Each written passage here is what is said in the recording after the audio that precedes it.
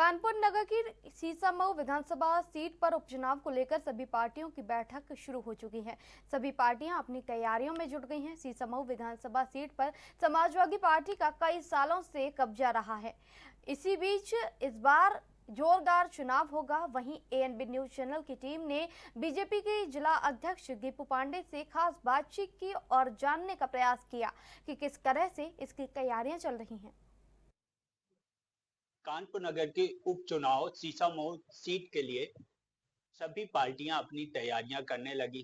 बात की जाए तो पार्टियों की, चाहे वो समाजवादी पार्टी हो या भारतीय जनता पार्टी हो या फिर कांग्रेस पार्टी हो, सभी दल के नेता मीटिंग करने लगे हैं, बैठने लगे हैं। सभी कार्यकर्ताओं से बात करने लगे हैं कि किस बार किस तरह का चुनाव होना चाहिए और इस बार कैसे उस सीट को अपने पाले में लाना है। इसके लिए सभी पार्टियां तैयारियां करने लगी हैं। वही आज हमारे साथ बात करने के लिए भारतीय जनता पार्टी के जिला अध्यक्ष दीपू पांडे जी हैं। उनसे बात करेंगे और जानेंगे किस तरह से तैयारियां कर रहे हैं और कैसे अपने पाले में सीट को लाने के लिए क्या नई योजनाएं हैं।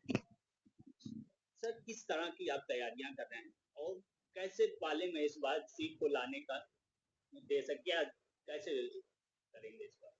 भारतीय जनता पार्टी ने इस मध्यावधि चुनाव में जो ये उपचुनाव होने जा रहा है, इसको मध्यावधि नहीं कहा जाए, उपचुनाव जो होने जा रहा है, इसमें सीसामऊ विधानसभा की सीट को जीतने का लक्ष्य लिया है।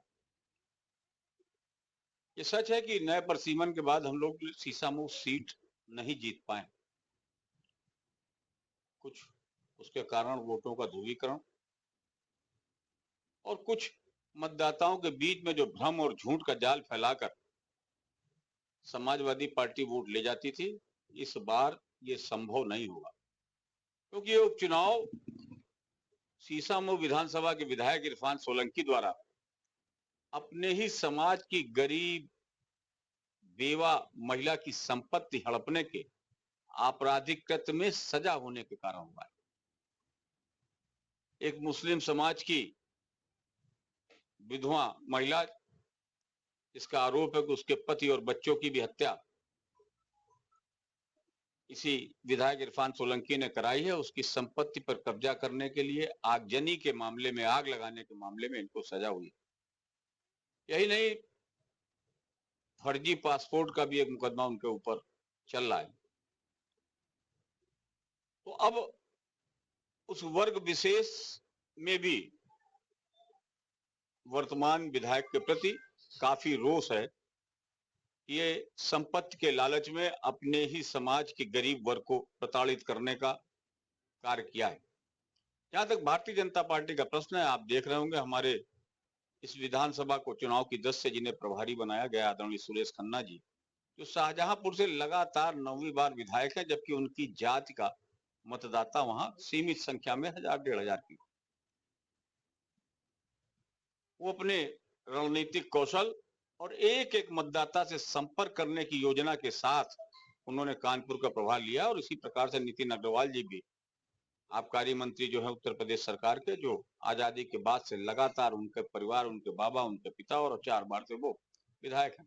ये दोनों जो चुनाव जीतने के कुशल योद्धा हैं, ऐसे लोगों को कानपुर का प्रभार दिया गया। वहीं भारतीय जनता पार्टी संगठन ने भी इस चुनाव पे एक एक मतदाता तक जाने का, एक एक दरवाजा खटखटाने का लक्ष्य लेके काम किया है।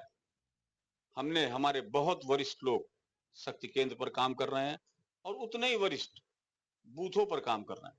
हमारी योजना है कि हम हर व्यक्ति तक भारतीय जनता पार्टी का संदेश पहुंचाएं, ताकि 2024 के चुनाव में इस इंडी गठबंधन ने जो पाप किया है, जो एक भ्रामक समाचार फैलाया कि भारतीय जनता पार्टी संविधान समाप्त कर देगी, संविधान नष्ट कर देगी, आरक्षण समाप्त कर देगी, और यही नहीं, गरीब वंचित महिलाओं को जो उन्होंने कहा था कि उनकी सरकार आने पर, उनके जीतने पर साल में 1 लाख प्रतिवर्ष पहली तारीख को 8,500 रुपए, और बड़ा प्रचलित हुआ था खटाखट आएंगे। वो उस समाज की गरीबी को छलने का काम हुआ, किसी मजबूर की मजबूरी को लालच दे के ठगने का काम हुआ। क्योंकि हम सब जानते हैं इसके बाद ये महिलाएं जब कांग्रेस के कार्यालय पे गई, सपा के कार्यालय पे गई, उन्हें अपमानित करके भगाया गया।